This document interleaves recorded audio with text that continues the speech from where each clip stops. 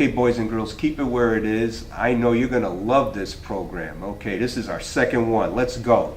Name of the show is There Is a Place. There is a place where everyone is free.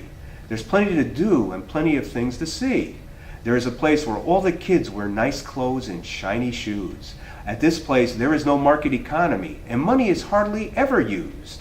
It's an economic democracy place, and all the children laugh, sing, and dance. At this place, there's only freedom, equality, and true democracy, and everybody is given a chance. Hey, boys and girls, let's see this place right now. Let's start a revolution, boys and girls.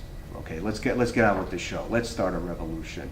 Okay, name of the show, boys and girls, There Is a Place. This is episode 2. They didn't take us off the air. This is wonderful, boys and girls. Okay, and the name of this episode is Change. I'm your host, a storyteller, and let's get started. All right, boys and girls. By the way, you may be wondering, why is he always sitting down? He was sitting down throughout the first show, and he's sitting down in this one.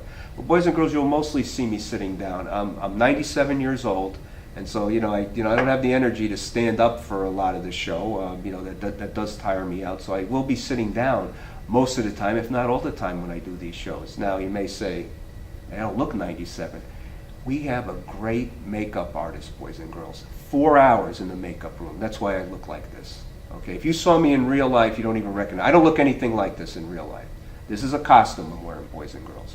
So this is a great makeup artist. Television is amazing, how they could make you look so many different ways. You got a great makeup artist. We have a wonderful makeup artist. By the way, who I want to have on this show, boys and girls, and I'm talking out there, Johnny Depp. We're independent. We have a great director, great writers, and think about it. You come on this show, we'll talk about your movies. Okay, that's what we want. We want you to come on this show, we'll talk about your movies. Look at this, 15 minutes work. $20 we're offering you. Okay, we're just letting you know, $20 for 15 minutes. Okay, so hope you're out there and I hope you show up. Okay, let's move on, boys and girls.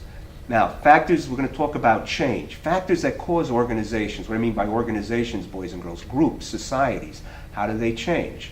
Well, first of all, acts of individuals and groups who work for change.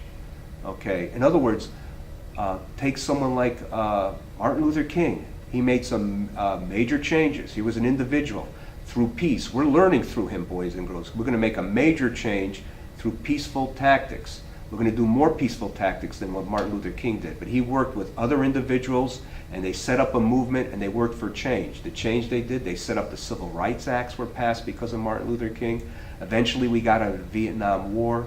This was way after Martin Luther King died, but he was key. His protesting, his movements led to the end to the Vietnam War. It was a key factor. Getting 18-year-olds to write the vote, these were key things, boys and girls. Ending the draft in this country, these were key things. Martin Luther King was a part of it through peaceful actions. Now we're going to go through peaceful actions, even make major changes, boys and girls. Okay, acts of individuals and groups who work for change. Social conflict between groups. Historically, change has occurred, and this is usually violent. One group fighting over another group. There's a conflict between groups. Okay, and then once the conflict is over, the change that occurs after that conflict. Okay, we see that's been the history of the world.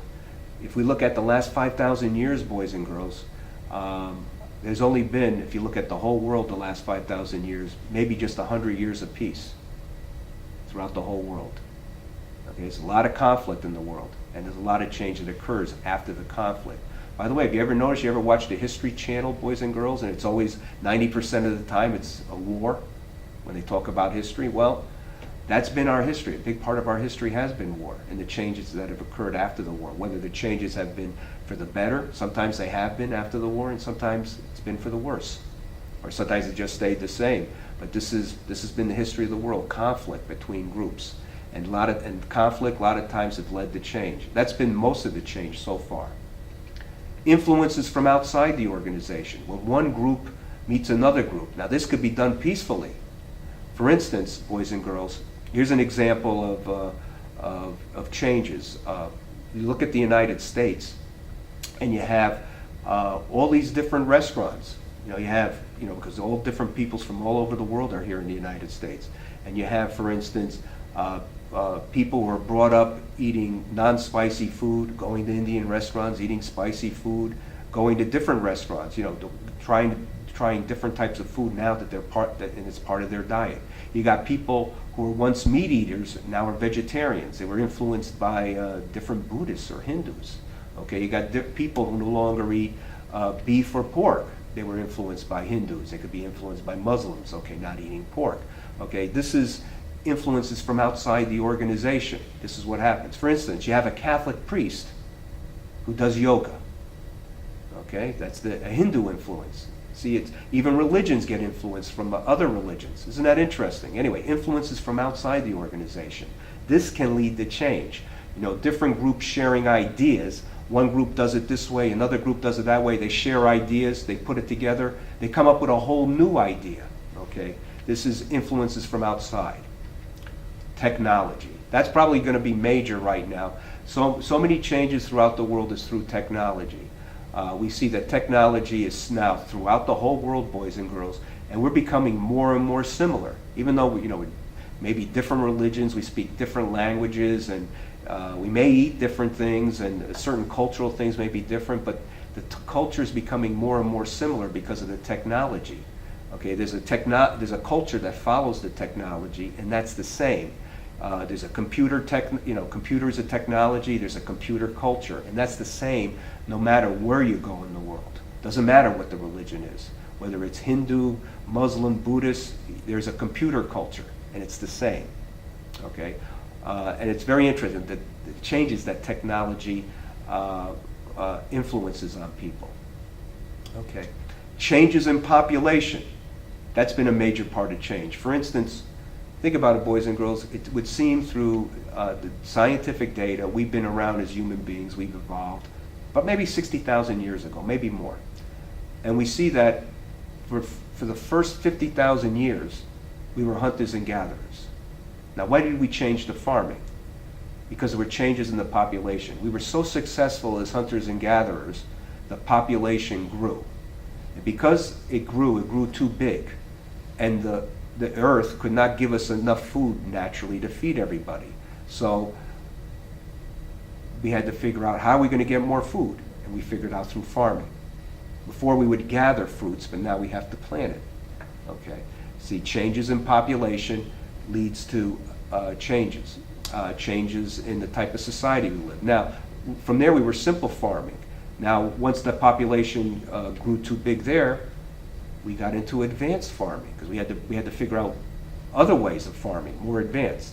Now, when advanced farming couldn't feed everybody, we came up with a market economy, the technology that the market economy encourages, and we now have technological farming. Now, it may very well be, because we were very successful at technological farming, now we have over 6 billion people in the world. Think about it, boys and girls. The market economy now is all over the world.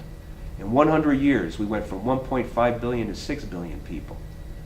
Okay, maybe the market economy can't feed everybody in the world. We have about 1 billion people starving in the world now. Maybe it's time for a new change into a better society, a new society. Change in one social pattern affects other social patterns. For instance, you have a society where you need more education, more formal education. So right there, instead of you're done with school at age 16 and you get a factory job, now you got to go to college and finish college and maybe even get a master's. So that's, you're not done with school until you're 24 years old, 25. So you're going to live at home with your parents or guardians longer. Instead of, you may be on your own like in the past at age 16, now 25. So because of the technology, you got to be in school longer, and that affects the family. Now you're living at home longer.